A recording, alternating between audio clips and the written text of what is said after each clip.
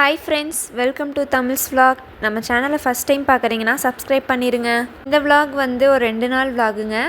எங்கள் ஊரில் இருந்து எல்லோரும் வந்து தண்டல் கிளம்பி போவாங்க வீரகுமார சுவாமி கோயிலுக்கு.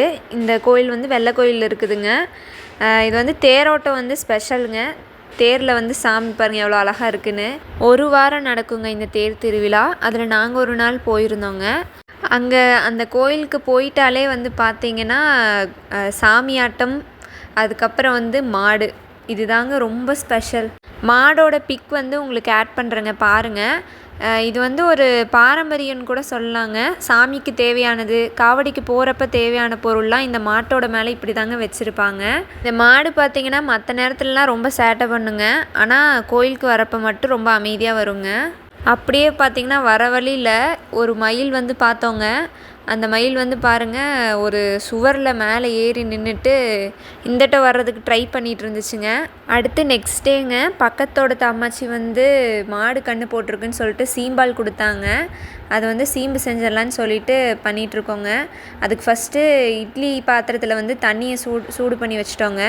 அடுத்து சீம்பால்குள்ளே வந்து நமக்கு தேவையான அளவு சர்க்கரை போட்டுக்கிட்டோங்க. நாங்கள் வந்து இன்றைக்கி நாட்டு சர்க்கரை தான் ஆட் பண்ணிக்கிட்டோம்.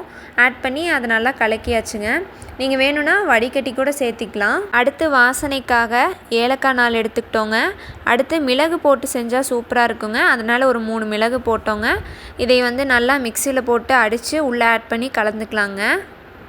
இதை அப்படியே கலந்துட்டு நம்ம இட்லி பாத்திரம் வச்சுருக்கோம் இல்லைங்களா, சுடு தண்ணி, அதுக்குள்ளே உள்ளே வச்சிடலாங்க.